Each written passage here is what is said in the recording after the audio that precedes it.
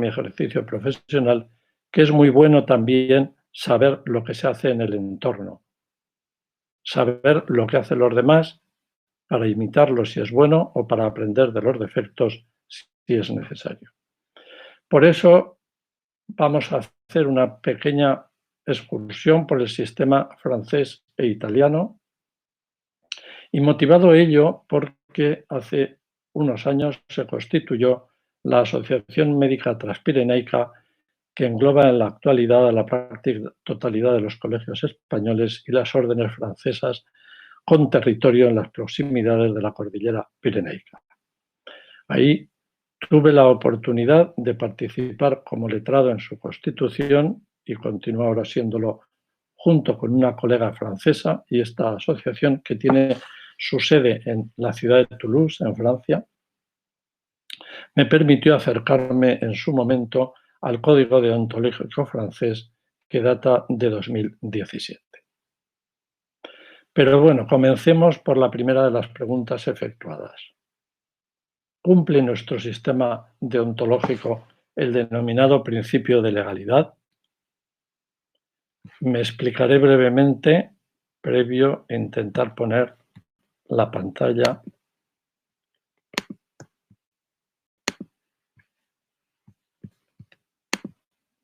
para compartir.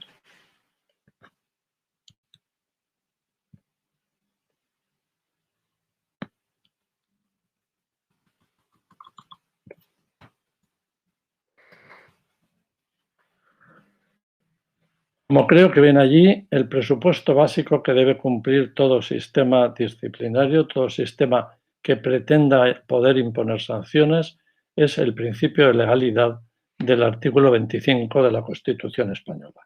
Según este artículo, nadie puede ser condenado o sancionado por acciones u omisiones que en el momento de producirse no constituyan delito, falta o infracción administrativa según la legislación vigente en aquel momento. Por lo tanto, se requiere que haya lo que en derecho se llama una tipificación de las conductas que pueden ocasionar una sanción y que además estas conductas estén previstas en una norma con rango legal. Este es el principio general. Por lo tanto, la primera pregunta dentro de este primer interrogante sería si existe alguna ley que ampare la actuación deontológica del colegio.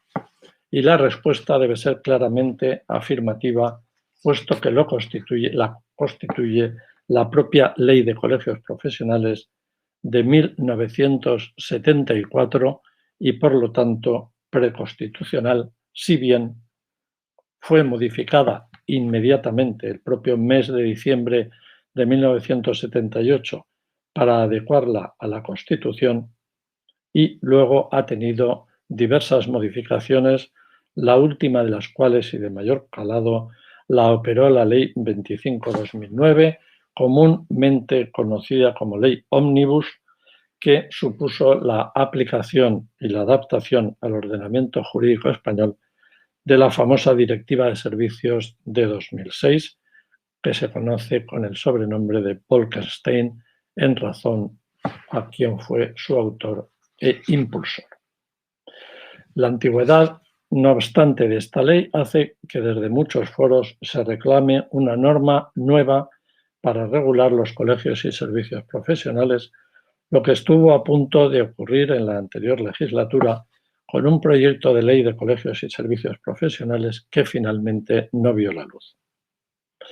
Bien, pues es el artículo 5 en su letra I de esa veterana ley de 1974 la que faculta a todos los colegios profesionales para ordenar en el ámbito de su competencia la actividad profesional de sus colegiados, velando por la ética y dignidad profesional y por el respeto debido a los derechos de los particulares, así como ejercer la potestad disciplinaria en el orden profesional y colegial. Por lo tanto, vemos que esa remisión que hace la ley a la autoridad colegial es lo que ha hecho que el Tribunal Constitucional haya considerado correcta la facultad para actuar en materia disciplinaria y deontológica por estar en presencia de lo que en derecho se llama relaciones especiales de sujeción, que brevemente explico porque puede ser de algún interés en general. La relación general de sujeción es la que cualquier ciudadano tiene respecto a la administración por el hecho de ser ciudadano. Por ejemplo, la relación fiscal.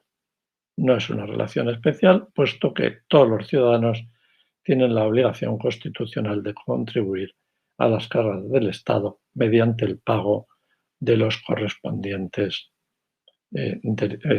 impuestos, tributos, contribuciones, etc. Pero hay otras relaciones que en la esfera administrativa se llaman relaciones especiales de sujeción, que éstas ya no alcanzan obviamente a todos los ciudadanos, por eso no son generales sino especiales, sino a grupos concretos. Entre ellas están las de los profesionales.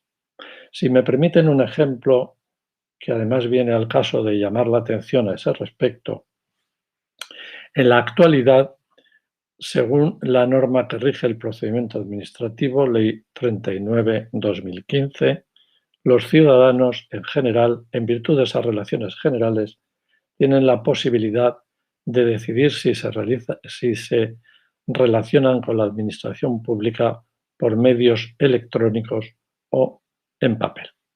Sin embargo, el propio artículo 14 de esa ley establece que los profesionales, todos, con su colegio profesional, tienen ya la obligación de relacionarse por medios electrónicos, lo que poco a poco se debe ir haciendo realidad. Pues bien, como consecuencia de esa relación especial de sujeción que tenemos los colegiados con nuestros respectivos colegios, existe esa posibilidad reconocida por el Tribunal Constitucional de actuar deontológicamente, de actuar disciplinariamente.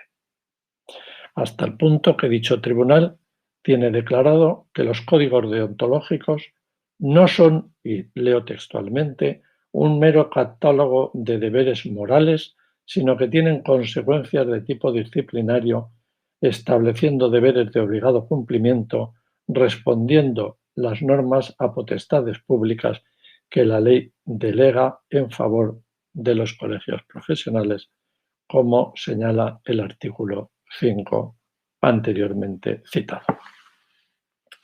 Pues bien, en España este marco legal que regula la actividad disciplinaria de los colegios está recogida en dos normas fundamentales, aparte de la ya citada Ley de Colegios Profesionales, que son los estatutos y los códigos deontológicos.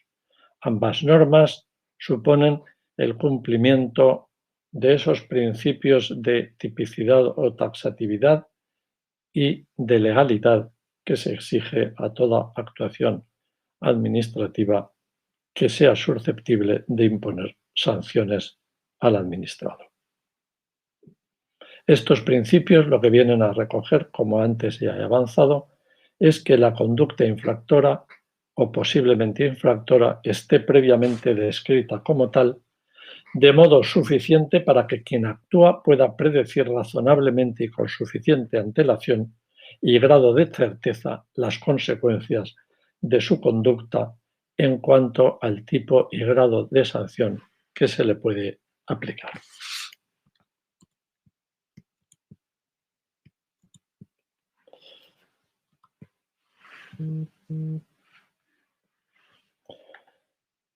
Bien, dejamos hasta aquí lo que es los principios generales. Mi intención es ser lo más breve posible porque siempre nos gusta, y a mí también, que sea luego el diálogo el que pueda ayudar. Aquí se trata de transmitir no más de 4 o 5 ideas y si consiguiera eso ya me daría más que por satisfecho. Bien, pero si este es el sistema en España, por lo tanto hay que acudir a los estatutos y el código de deontología. Brevemente, el código de deontología nos va a marcar esos deberes que debe observar el médico en todas sus relaciones. Se han ido desgranando, como he dicho, en las sucesivas sesiones que ha habido del foro de deontología.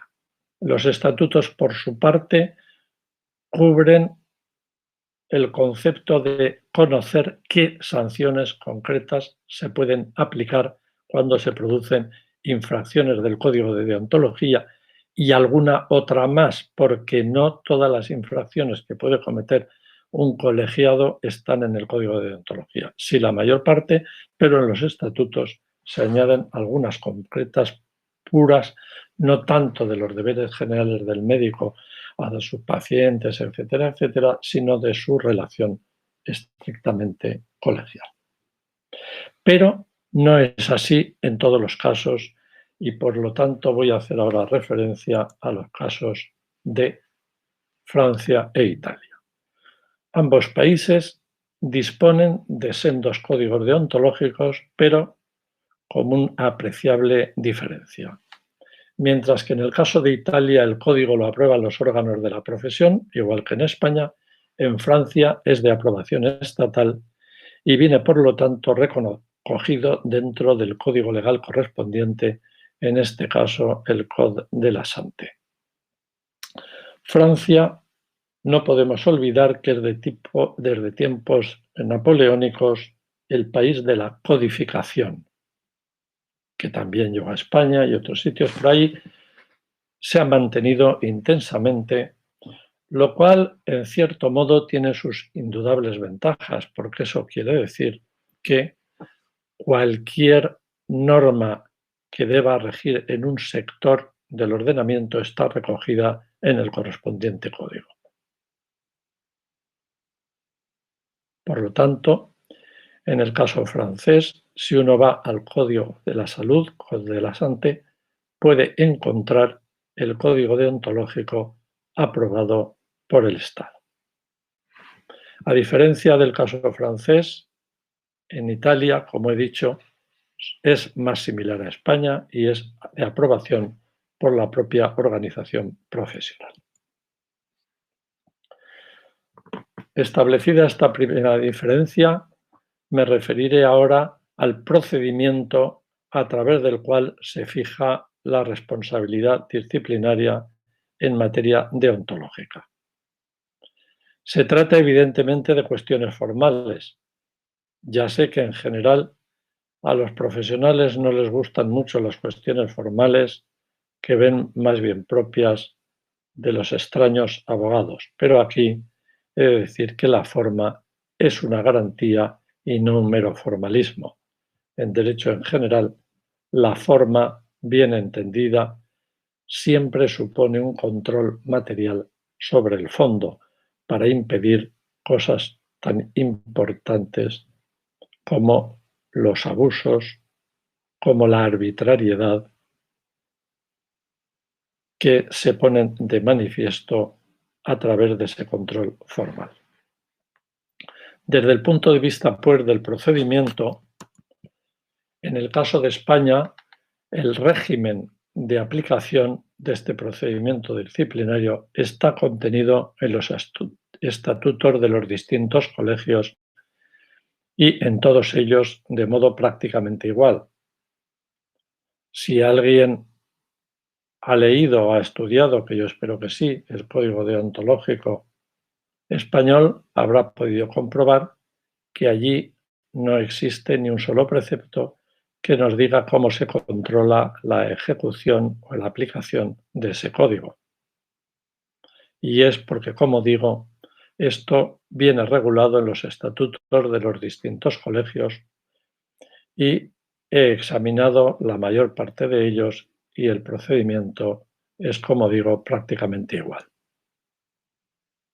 En todos los casos se viene a admitir la realización de una información previa y reservada antes de la apertura del expediente disciplinario propiamente dicho. Esto tiene por objeto que si se tiene noticia o conocimiento de alguna actuación que pueda ser presuntamente vulneradora de los deberes deontológicos, pero por otro lado no se tienen los elementos suficientes como para poder decidir la apertura de un expediente, con lo que eso conlleva de perjuicio, entre comillas, de pena para el que lo recibe, como es posible hacer esa información previa y reservada que tiene por objeto acopiar los materiales suficientes como para poder determinar si, al menos indiciariamente, se está o no en presencia de una posible infracción. Si finalmente se considera que hay materia suficiente como para incoar un expediente, abrir un expediente, este va a tener las fases típicas de todo expediente. En primer lugar, se designa a los tramitadores del expediente, que son el instructor y el secretario. Estos, previo el examen de todos los antecedentes, formulan un pliego de cargos que es comunicado al interesado para que pueda efectuar alegaciones y proponer la prueba que estime oportuna. Una vez ejecutada la prueba, el instructor formula una propuesta de resolución que también se traslada nuevamente al expedientado para que pueda formular alegaciones, y a la vista de todo ello es cuando se adopta por el órgano de gobierno del colegio, en el caso de este colegio la junta directiva, la correspondiente resolución, archivando o sobreseyendo el expediente si se considera que no existe infracción, o imponiendo la sanción que corresponda en el supuesto de que se considere acreditada esa actuación irregular.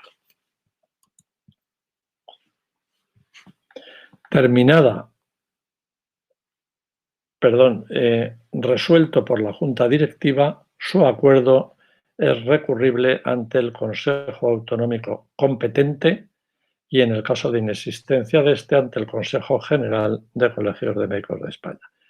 En el caso aragonés, como está constituido el Consejo Autonómico, el recurso iría a dicho Consejo, que lo resolvería de modo definitivo en la vía colegial.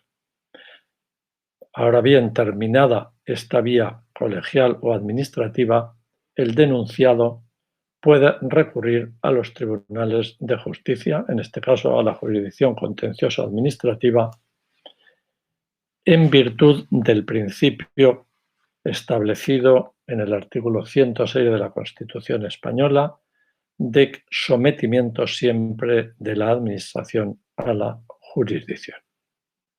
Sin embargo, quien no puede hacerlo según reiterada jurisprudencia hasta este momento es el propio denunciante, porque, como dice la propia ley que antes he citado, la Ley 39 de 2015 de procedimiento administrativo, el mero hecho de ser denunciante no significa que se adquiera la consideración de interesado.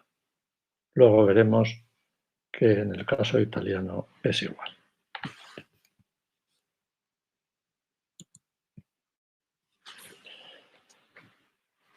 ¿Cómo se ventilan estas cuestiones en un país tan próximo como es Italia? Tanto Italia como Francia son claros herederos del derecho romano y, por lo tanto, con unos cuerpos jurídicos de bastante similitud en muchos órdenes. En Italia, la organización que aquí llamamos colegial es el ordine. También en Francia se llama ordre, o sea, órdenes. Incluso a nivel europeo es el nombre que se da a la organización colegial, las órdenes médicas.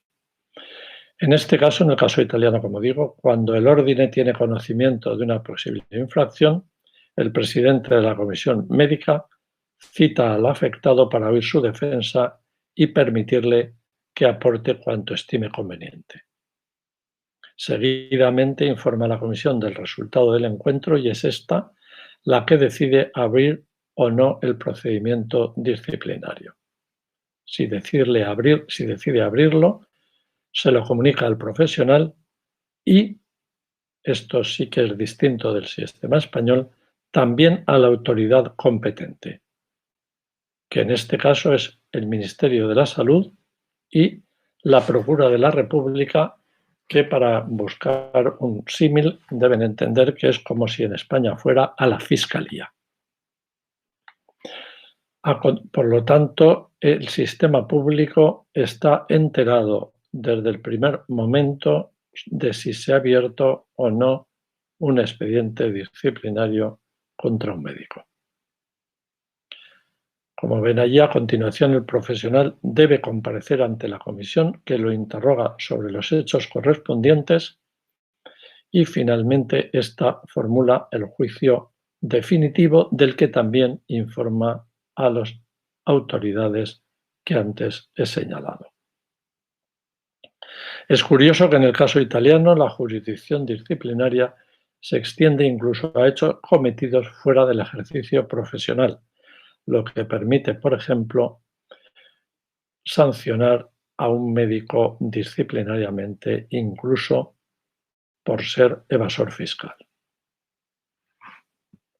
La comisión está compuesta por 15 médicos del Consejo Directivo presididos por el presidente del Ordine, es decir, del colegio.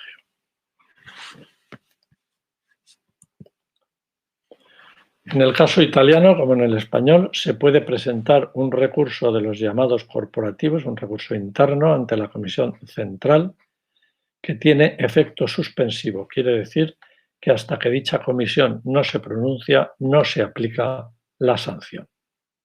Y en el caso de que se mantenga la imposición de la sanción, el afectado puede recurrir en casación, es decir, puede recurrir a los tribunales de justicia, pero ese recurso ya no tiene efectos suspensivos. Es decir, la sanción ha de cumplirse. Además, en el caso italiano, además del interesado, pueden recurrir tanto el Ministerio de Sanidad como el Procurador de la República, es decir, quienes representan el interés público pueden estar en disconformidad con la resolución de la Comisión Central e impugnar esta ante la justicia. Sin embargo, como ven, el ciudadano denunciante, igual que ocurre en el caso español, no tiene posibilidad de recurrir esas resoluciones. El caso de Francia es ligeramente distinto, ya que la tramitación se confía a unas cámaras disciplinarias existentes tanto en los consejos regionales de la Orden como en el Consejo Nacional. Los consejos regionales son los equivalentes aquí a los consejos de las comunidades autónomas y el Consejo Nacional, equivalente por supuesto al Consejo General, pero estas cámaras no están en los consejos departamentales equivalentes, como ven, a los colegios provinciales. De modo que la cuestión disciplinaria se ventila siempre a nivel de lo que en España sería a nivel de autonomías y en Francia denominadas regiones. Estas cámaras, que son las cámaras disciplinarias, están formadas por médicos, pero, ojo a la diferencia, presididas siempre por un magistrado del orden contencioso administrativo. Cuando se presenta una reclamación, el presidente del Consejo Departamental, es decir, del colegio al que pertenece el denunciado, acusa recibo e informa al médico y convoca al denunciante y al propio médico en el plazo de un mes a una reunión ante una comisión de conciliación compuesta al menos por 3 miembros. Si la conciliación fracasa, el Consejo Departamental traslada la demanda a la Comisión Disciplinaria de Primera Instancia, que, como hemos dicho antes, tiene su sede en el Consejo Regional. El presidente de la Comisión Disciplinaria entonces designa un instructor que solicita cuanto estime conveniente y redacta una propuesta que dirige a la Comisión Disciplinaria, cuyas reuniones además son públicas. Finalmente, la Comisión toma la decisión y esta es recurrible ante la Cámara Nacional y finalmente ante el Consejo de Estado, que es equivalente al orden jurisdiccional contencioso administrativo español, con lo cual al final el poderlo residenciar ante la jurisdicción es exactamente también igual en Francia.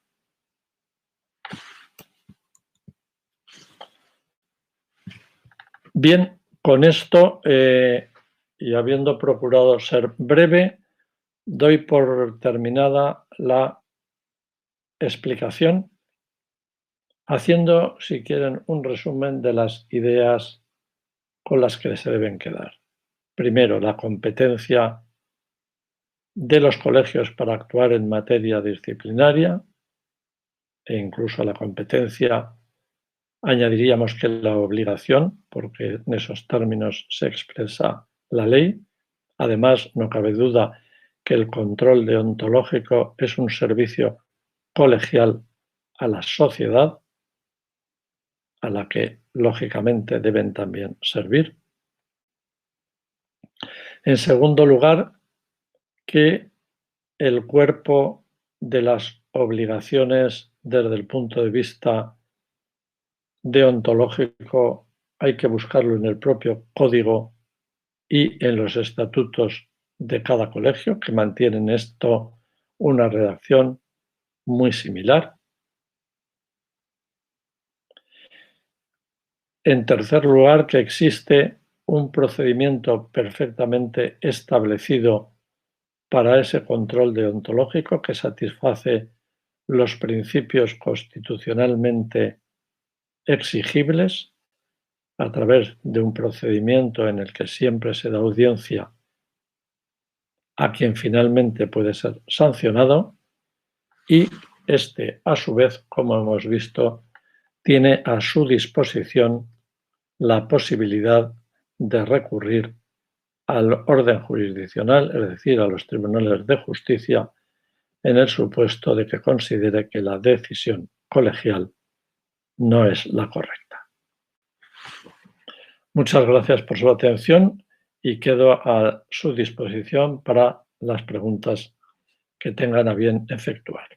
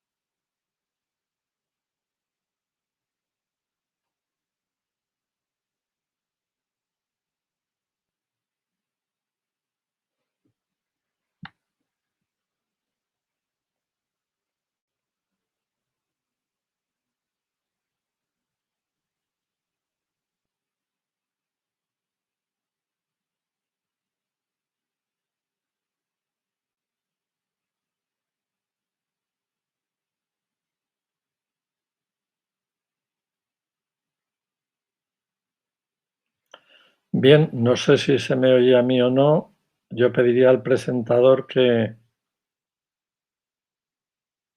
en su condición de moderador, fuera también, por favor, dando traslado a las preguntas. Veo que aquí ya hay una, en el sentido de si dura mucho ese procedimiento. Ruego que se me diga si en estos momentos me pueden escuchar para dar la respuesta o si debo esperar.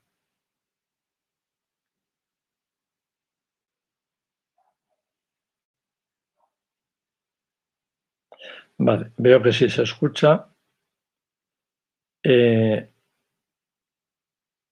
Voy a ir, bueno, esto teóricamente tendría que filtrarlas el doctor Marrón, pero yo voy a ir contestando según veo aquí. ¿Este procedimiento tarda mucho?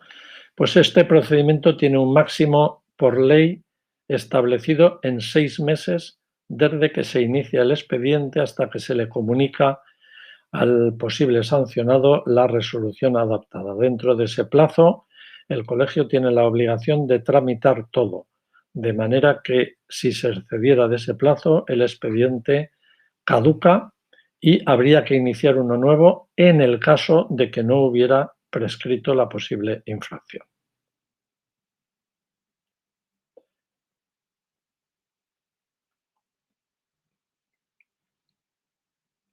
Hay una pregunta aquí, la siguiente que veo, de Álvaro Lambea, que dice que tras la revisión de otros sistemas se exportaría algo a España del sistema francés o italiano. Bueno, a mí me gusta del sistema francés, me gusta bastante el intento previo de conciliación de modo sistemático. En general, también aquí en la Comisión de Ontología, si hay posibilidad, cuando se recibe algo se está intentando eso, pero me parece que es un buen sistema. Fundamentalmente eso. Lo otro, yo creo que está bien también que la profesión pueda autonormarse, es lo que significa autonomía, y que por lo tanto, igual que en el caso italiano, pueda aprobar sus propios códigos de conducta, su código deontológico, y en este caso me gusta menos el sistema francés, mucho más centralista, como se sabe, y en el que es el propio Estado el que aprueba el código deontológico de los médicos.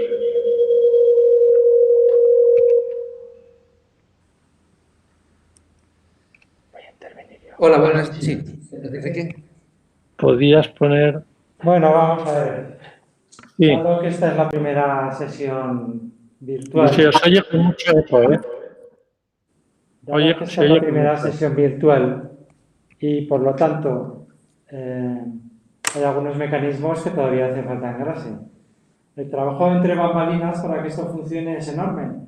Entonces, cualquier error que se esté produciendo se le tiene que achacar al presidente de esta comisión, que es un servidor, ¿vale? Asumo la responsabilidad de los posibles fallos que se vayan produciendo, que los vamos a mejorar en un futuro. Bien, yo en primer lugar quería agradecerle a Carlos su intervención. Me tocaba hacer las conclusiones, pero sacar las conclusiones de un abogado tan brillante como Carlos es dificilísimo, ya lo ha hecho él, ¿no? Las conclusiones de su exposición. Yo lo que sería, antes de entrar en las preguntas, yo lo que quería comentar es que el código deontológico no es un código sancionador, es un código de buenas prácticas médicas, no clínicas, no buena práctica clínica, sino buena práctica médica. La mayoría de las reclamaciones que nos llegan a la Comisión de Deontología por parte de los pacientes es porque el médico no se ha leído en profundidad el código deontológico. Si se leyera a la gente el código deontológico, que no es nada aburrido, porque además ahí nos dice cómo tenemos que actuar, se desactivarían la mayoría de las demandas de los pacientes contra los médicos. En este Código Deontológico Español también viene reflejado cómo tenemos que actuar ante las instituciones. También tienen por parte de los médicos reclamaciones contra las instituciones. Y ya para terminar mi pequeña intervención-reflexión, el Código Deontológico actual ya necesita un cambio adaptándose a los tiempos modernos, ya lleva un par de años en fase de desarrollo y de corrección, pero desgraciadamente la pandemia, como tantas cosas, de momento lo ha paralizado. Pero vamos, es un código, como estoy comentando, que hay que leérselo porque es de buena práctica médica y con eso se desactivarían los problemas que se nos plantean en la clínica diaria y cómo afrontarlos para no incurrir luego en una sanción que se nos puede aplicar a través del estatuto del colegio y, como en el caso francés, además a través de otros organismos del Estado. Y por mi parte, termino. Bien, aquí veo que se me oye, ¿verdad? Perfecto, gracias, Enrique. Pues si os parece bien, ahora comenzamos con las preguntas que vamos recibiendo. En primer lugar, Carlos, una pregunta. En virtud de estas facultades disciplinarias, ¿qué sanciones puede imponer el colegio? ¿Podrías aclararnos un poquito qué sanciones pueden imponerse? Bien, pues las sanciones que están previstas en los estatutos. Y estas son amonestación privada, apercibimiento por oficio, suspensión temporal del ejercicio profesional e incluso la expulsión del colegio. Bien, es verdad que depende del tipo de infracción. Para llegar a la expulsión del colegio tendría que haber una reiteración de faltas muy graves. Y claro, las faltas muy graves pues son ya prácticamente aquellas que suponen un comportamiento delictivo del médico, o dentro de lo que sería el código hay dos aspectos que comportarían la posibilidad de falta muy grave. Uno es el atentado a la dignidad de las personas como consecuencia del ejercicio profesional. O sea, la Organización Médica Colegial ha considerado que eso es una de las mayores infracciones que puede cometer un médico. Y por otro lado, la desatención maliciosa o intencionada de los enfermos, ¿vale? Un sistema, por decirlo de alguna manera, para que todo el mundo se haga un poco idea, un sistema punitivo, sea del orden que sea el Código Penal o sea un procedimiento de infracciones administrativas, lo que viene a reflejar siempre es el concepto que una sociedad tiene de las conductas más reprobables, ¿vale? Por ejemplo, el Código Penal pues sanciona las conductas que considera más reprobables. Por eso cambia con el tiempo. En los tiempos que yo estudié, pues para que sea una idea, sobre todo los más jóvenes, nadie se planteaba el problema de la ordenación del territorio, nadie se planteaba el problema del medio ambiente, nadie se planteaba el problema del patrimonio histórico. Esos delitos que hoy existen y son conductas de gravedad, ni siquiera estaban contempladas. Bueno, pues aquí, como digo, en la organización esa y otro aspecto que se considera también muy grave es la violación del secreto profesional. O sea, esos tres son los que pueden dar lugar, si se hace reiteradamente, incluso a la exclusión.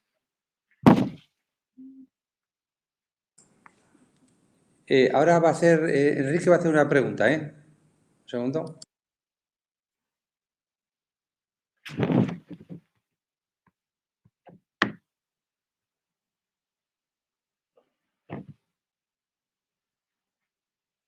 No le oigo a Enrique, está cerrado. No se te oye, Enrique.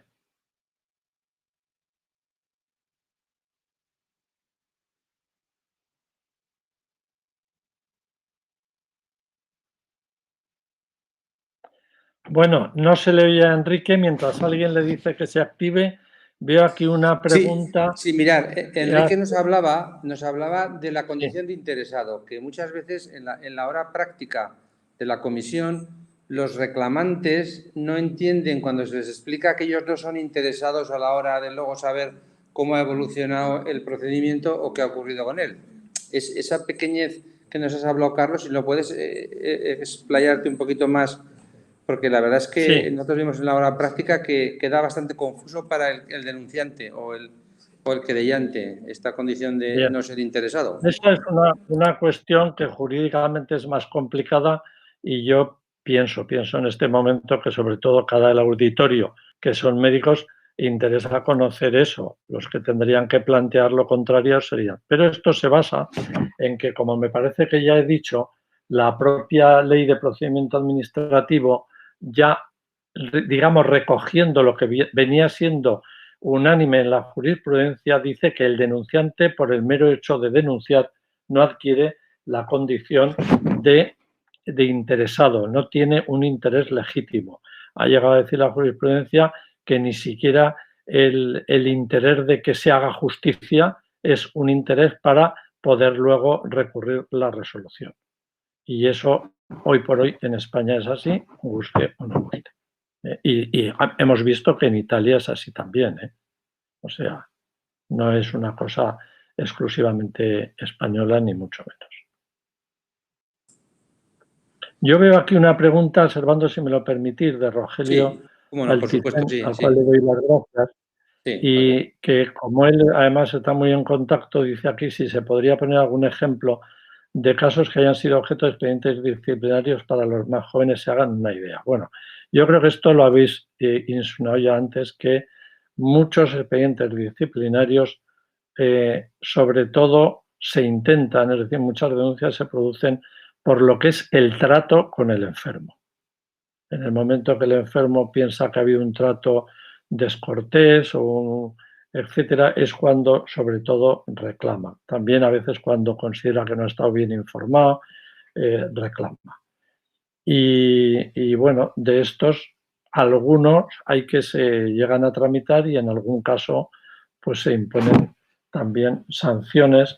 Normalmente son incumplimientos absolutamente involuntarios en los que también hay que tener en cuenta muchas veces, no muchas veces, siempre, porque así lo dice también los estatutos, las circunstancias en las que se produce la actuación del médico, la presión asistencial y todas esas circunstancias hacen que se tenga que atemperar mucho la sanción en ese caso.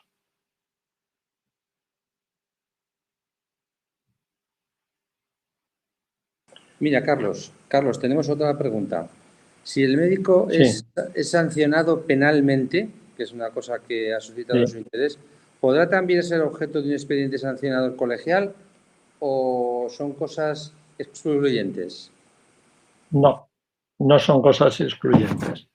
Lo serían si las dos sanciones que se pretendieran poner fueran dos sanciones del ordenamiento penal, porque ahí está prohibido castigar dos veces por la misma cosa. Pero aquí estamos hablando de esferas jurídicas distintas.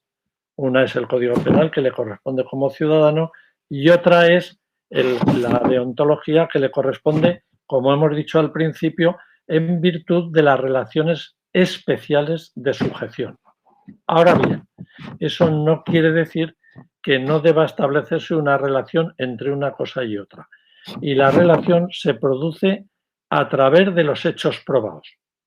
De manera que, lógicamente, tiene que haber, cuando hay una sanción, como cualquier resolución, como cualquier sentencia, es lo que se llama, en términos filosóficos, un silogismo, en el que la premisa mayor son los hechos.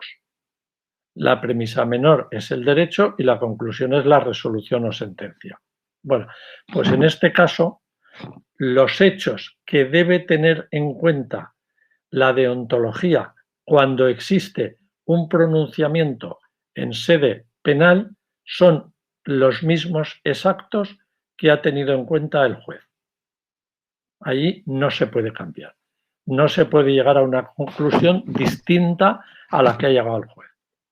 Por tal motivo, si cuando se inicia un expediente disciplinario colegial se tiene conocimiento de que hay abierto un procedimiento penal en el juzgado, lo que se hace es suspender el procedimiento colegial hasta que se conoce la decisión judicial firme, porque lo que el juez considere hechos probados va a vincular luego en la esfera colegial.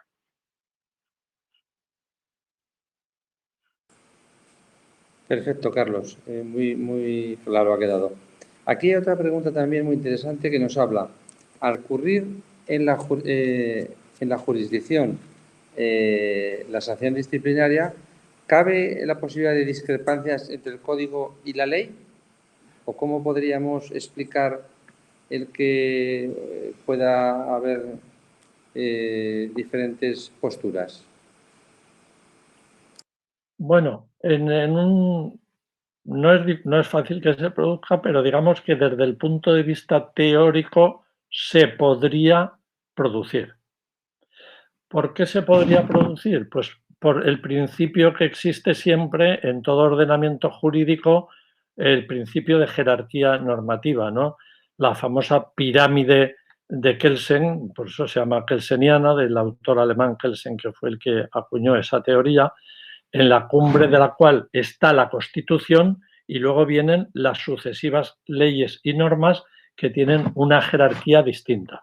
Debajo de la Constitución tenemos las leyes orgánicas, luego tenemos las leyes ordinarias y las disposiciones que tienen el mismo rango como son los que ahora están muy de moda, decretos leyes, que por eso precisamente tienen el inconveniente de que los da el gobierno, pero como tienen el valor de ley formal, no pueden ser recurridos más que al Tribunal Constitucional, etcétera, etcétera. Cosa de la que se hablaba ayer como consecuencia de la huelga. Oí una entrevista de una de las representantes del sindicato médico de aquí de Zaragoza, Merche Ortín, en que aludía a eso con toda razón, de que el hecho de ser decreto ley y tener ese rango impedía que se pudiera recurrir.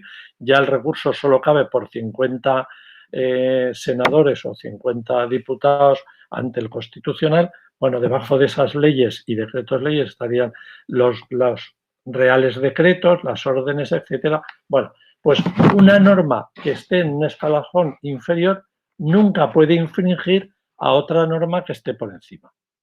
¿Qué ocurre? Que en el código deontológico no existe una aprobación estatal, con lo cual ese control, que no siempre es exacto, no se ha podido hacer, pero sí se podría hacer en el supuesto de aplicación. Es decir, vamos a suponer un caso en que el código regulara algo de modo distinto a la ley. Pues evidentemente el código, con gran sentimiento en este foro, tengo que decir que tendría que ceder ante la ley. Y de allí aprovecho para decirlo y que todos lo conozcan, que en el borrador de próxima modificación del Código Deontológico Español, desde el Colegio de Zaragoza, se haya sugerido precisamente que aquello que esté regulado por ley en el código se remita a la ley, mejor que intentar transcribir al código el contenido legal, por una sencilla razón, porque si después de hacer eso cambia la ley y no se actualizara el código, se correría el riesgo de que el colegiado viera el código y tuviera una impresión distinta a la propia legalidad. Eso hoy día yo creo que no se produce y se estará atento a que no se produzca jamás. Más.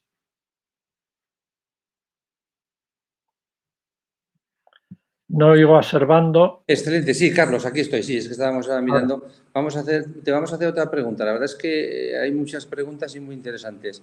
Por ejemplo, nos preguntan, ¿el desconocer el código puede ser eximente ante un proceso sancionador? O sea, ¿se puede invocar, no conocía el código, no me lo han presentado?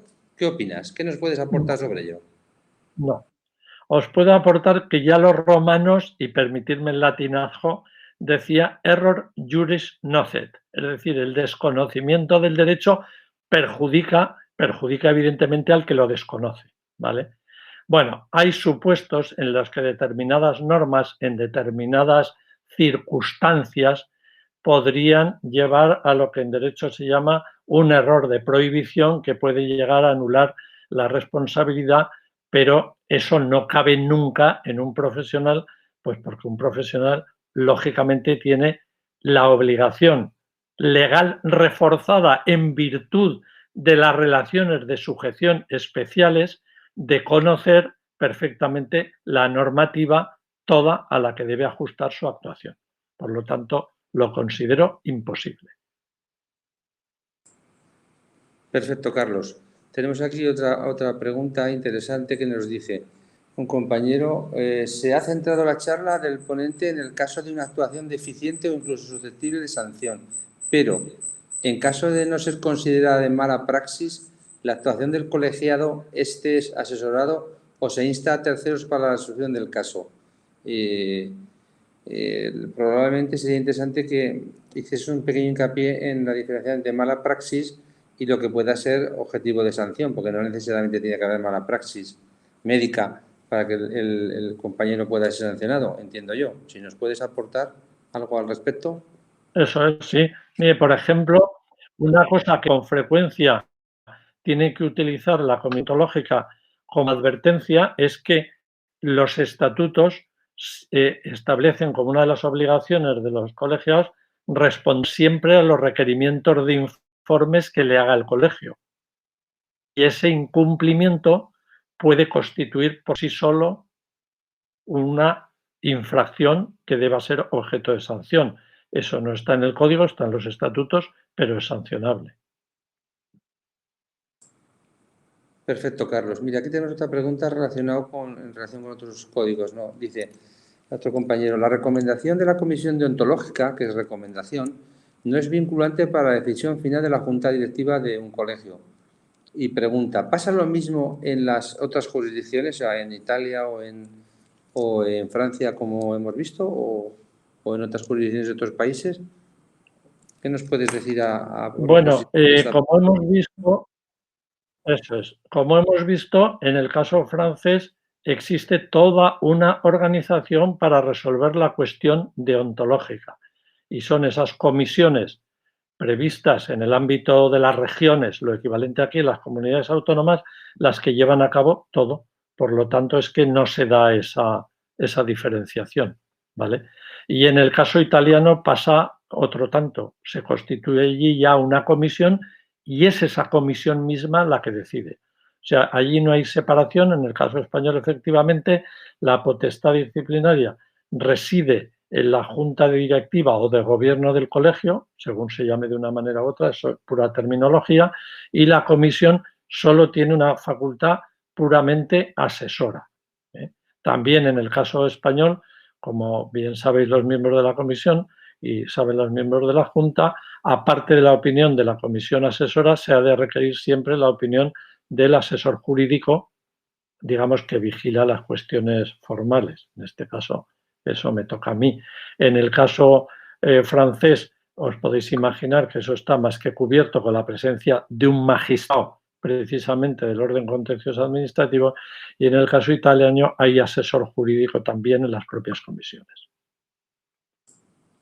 Excelente, Carlos. La verdad es que haces, en nuestro caso, en nuestra comisión, una labor fundamental. Nos asesoras muy bien y la verdad es que estamos muy contentos contigo. Rogelio Altisent nos hace una pregunta muy interesante. Dice, cuando hay un procedimiento judicial, se prolonga por recursos. A lo largo del tiempo puede prolongarse un mes, un año, 2, 3, lo que sea, ¿no? Y nos pregunta, ¿qué ocurre con la posible prescripción de la responsabilidad deontológica, que podría dejar en agua de borrajas la deontología en los casos más graves? ¿Qué nos puedes aportar a propósito de esta interesante pregunta? Bien, por eso precisamente, vamos a ver, ya sabemos que la única jurisdicción que produce la suspensión de la actuación colegial es la penal, no la civil ni la administrativa, porque eso se mueven en esferas distintas y allí, apurando para que se entienda bien, el instructor de la administración pública a la que perteneciera ese eventual médico podría llegar a considerar que se habían producido unos hechos y el colegio otros. Y eso no crea problema porque no es esfera penal. ¿Vale? Ahora, en el caso de la penal, que sí que debe interrumpir, se toma un acuerdo de suspensión. Y como queda suspendido, pero ya se ha actuado, ya no se produce la prescripción. ¿Vale? Perfecto, Carlos. Mira, tenemos otra pregunta referente a los diferentes modelos de aprobación de lo que serían los códigos, ¿no? En Italia, en Francia o en España. Desde tu perspectiva, ¿qué es mejor? ¿O qué es más operativo? ¿O qué es el ideal? ¿El que lo aprobemos los propios profesionales o que sea aprobado por el propio Estado o por otros organismos distintos, diferentes de los propios profesionales? ¿Qué opinas referente a esto? Bueno, pues mi opinión, desde luego, es claramente favorable a que lo aprueben los propios profesionales.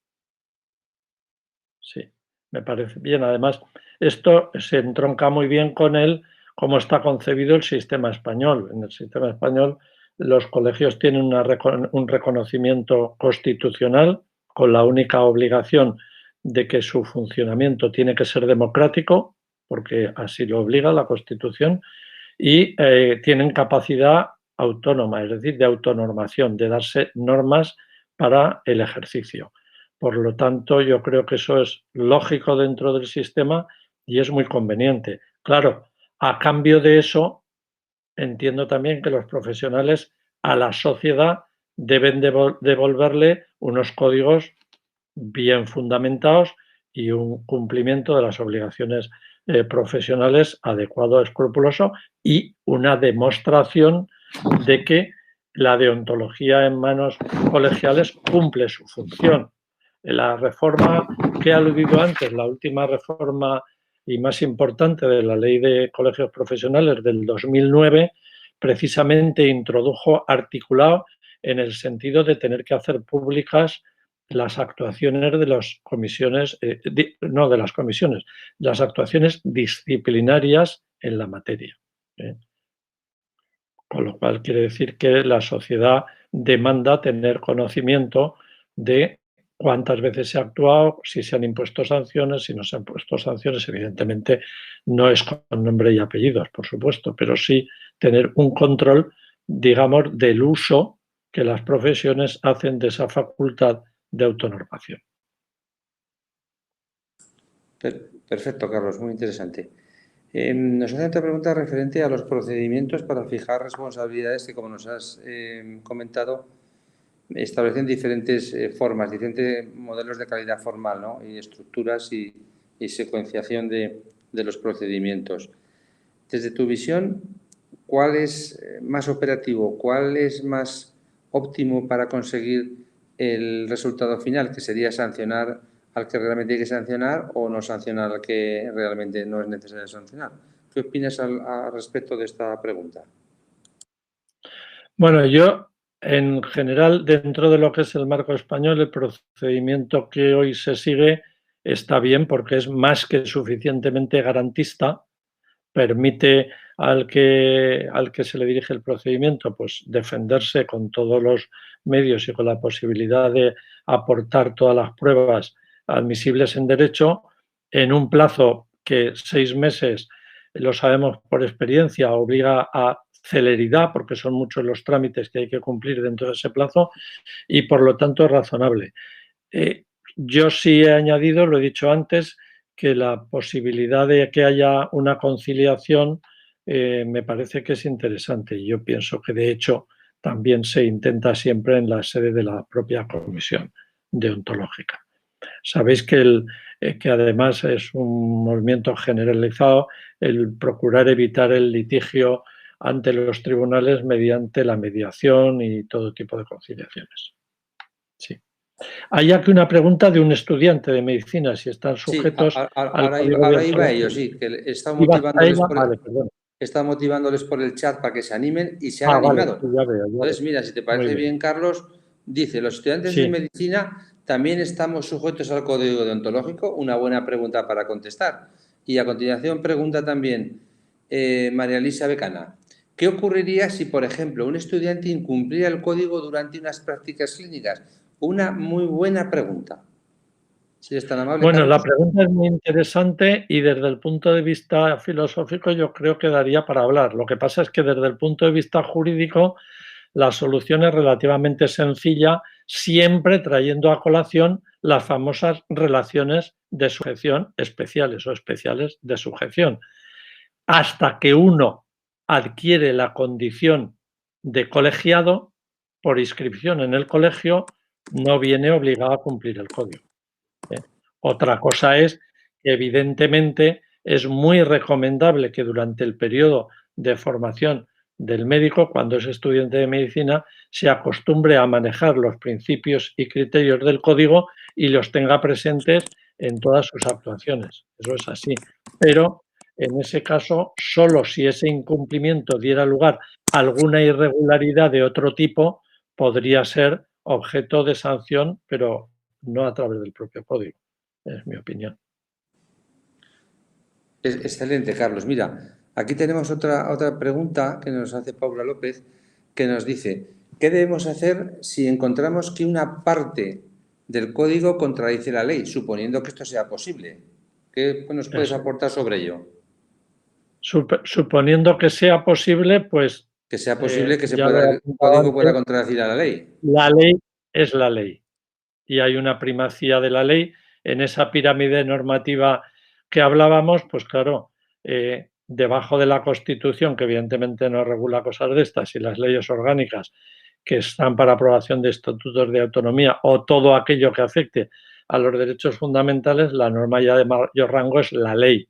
Si la ley dice una cosa, evidentemente, y el médico cumple lo que dice la ley y es distinto a lo que dice el código, pues entonces primaría la ley. Que lo de si esto era posible en la coletilla que yo le ponía, ella no lo hacía en la pregunta, no, claro. Bueno, pero la pregunta también hay que hacer, si se diera el caso, vamos a ver, la contradicción entre leyes y normas subordinadas a la ley es una constante. No voy a decir que sea la constante universal de Einstein, pero desde luego es una constante. Y es una constante porque todos los reglamentos, todos los decretos, todas las órdenes que se recurren siempre a la jurisdicción contenciosa y son cientos, si no miles, es precisamente por contradicción con la ley. Perfecto, Carlos. Pues mira, tal como vamos con el horario, me dice el doctor de la Figuera que vamos a ir terminando, está siendo excelente, pero podríamos hacer una última pregunta, si os parece bien. Los alumnos, cuando están realizando sus prácticas tutorizadas en el hospital, ¿están sometidos al código deontológico y a todas sus normas o no? Eso nos preguntan. Los alumnos. Los alumnos, bueno, sí. Yo creo que es lo que he contestado hace un poquito, ¿no? Los alumnos no. Como he dicho, el código, la aplicabilidad del código nace de la adquisición de la condición de colegiado de una persona. Mientras no es colegiado, no le obliga el código. Y he añadido otra cosa distinta, es que el que va a ser futuro médico, pues hombre, sea muy recomendable que desde la carrera ya conozca los principios fundamentales del código, que seguro que se los enseñarán por otra parte, y los ponga en práctica, claro, por supuesto. Excelente, Carlos. Pues si os parece bien, vamos a dar paso al doctor de la Figuera para ir concluyendo, para poder terminar en tiempo. Doctor de la Figuera.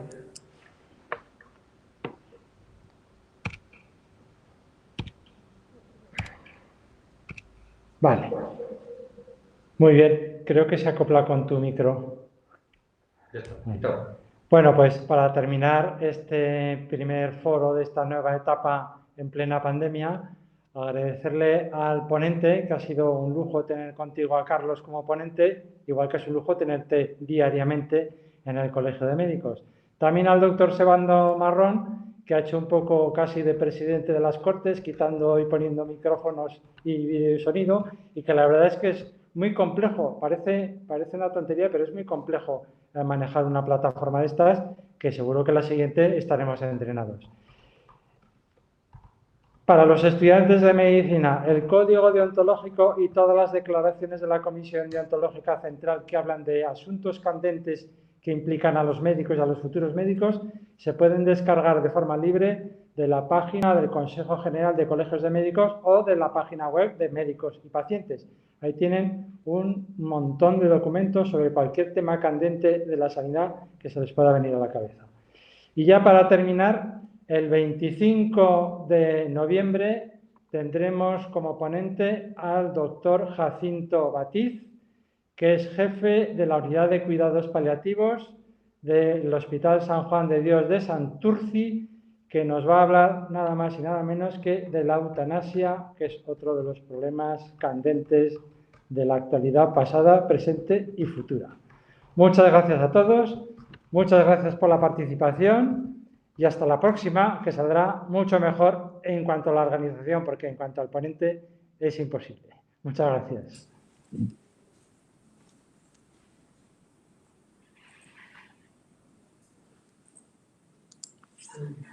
El cierra. Dice que no haga nada. Pero cierra y lo cierra. Muy